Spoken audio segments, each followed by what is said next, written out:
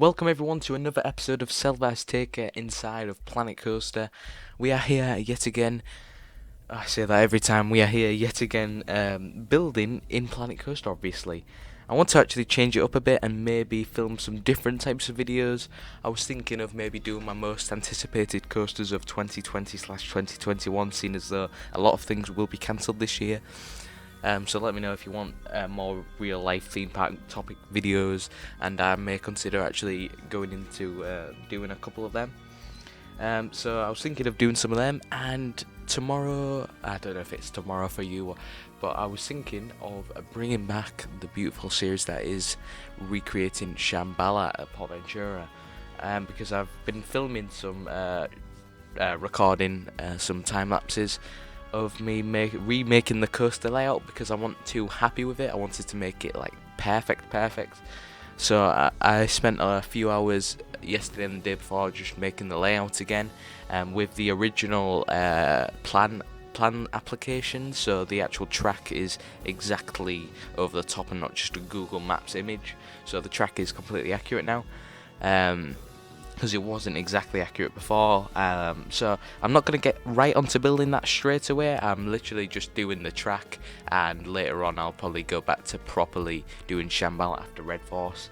I just thought it was nice for a change, and it'd be nice to just clear my mind so we can go back to Red Force with a bit of an open mind and not mad at myself, because it's annoying doing just the same project all over and over again.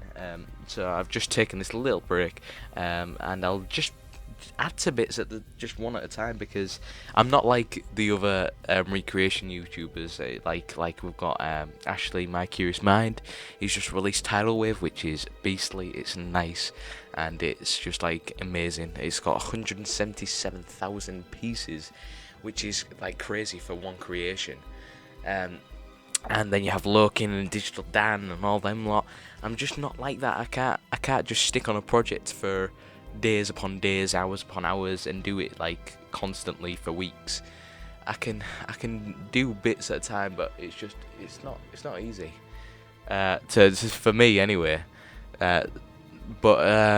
So I'm gonna try my hardest to start wrapping up Red Force. I mean, it's nowhere near done, but I'm gonna try and start like picking up the pace and doing maybe not doing weekly updates with Red Force, and maybe doing every 2 weeks or something, but again a lot more done.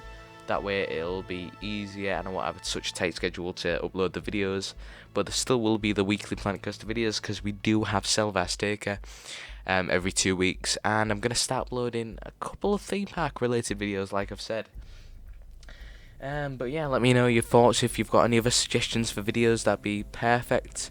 And I'm also thinking further ahead for projects that I can do after I've done Selva Azteca. So if you have any recreations, creations, ideas, anything like that you'd like to see on the channel, then be sure to let me know in the comment section, and I'll check them out, and I could possibly do them in the future. But yeah, at the moment, let's talk about Selva Azteca and what we're actually doing in this video. As you can see, placing loads of trees, doing support, so we're doing a lot for the Mack Coaster this episode. Before we had done, just finished Tenochtitlan, we built the coaster, and now I've just finished smoothing it out. And now we're on to the tree work. We're just placing tons and tons of trees, because this is a jungle. There's not much building going on, and it's like the expedition of the Tenochtitlan people heading into the jungle and discovering it all for the first time. So there's not going to be the big extravagant buildings. It's just going to be a really dense, overgrown jungle that like no man's touched before. So it's going to be really nice and dense, and it's a lot easier to build that type of thing, because all you're doing is plonking down a bunch of trees and making it like look nice with the paints and things. And we're kind of half decorating the jungle cruise ride with some animals and things. I'm not sure how we're gonna do all that, but that's one of the ideas for it. So yeah, we've just basically doing the trees, setting it up, because I've left this little island for DJBKoasteRs to do the there's like a restaurant he wants to do on this island, and so I'm going to leave that space to him, but the rest that you can see, I've literally done most of the trees surrounding it, so it's already looking fairly full around the edges. there's not much to decorate with this roller coaster really at all. And then we've got the final little section in the bottom right, and then Selva Azteca is nearly done. I can't believe I'm saying that. But yeah, we've just literally got to do the last bits on either side and do the roller coaster and all that stuff. And yeah, I'm really excited to show you all the Mack Coaster and also Vulcan when that comes out. I'm going to be filming some shots for DJBKoasteRs to release whenever he wants to.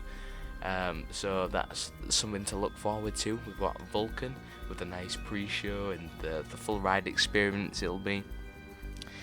And then not too long after we'll probably be doing the Mack one, and there's not too much left to do in this park. As I said, we've got the final area, which is going to be like one of the first areas that the park had, which is going to be like tackily themed.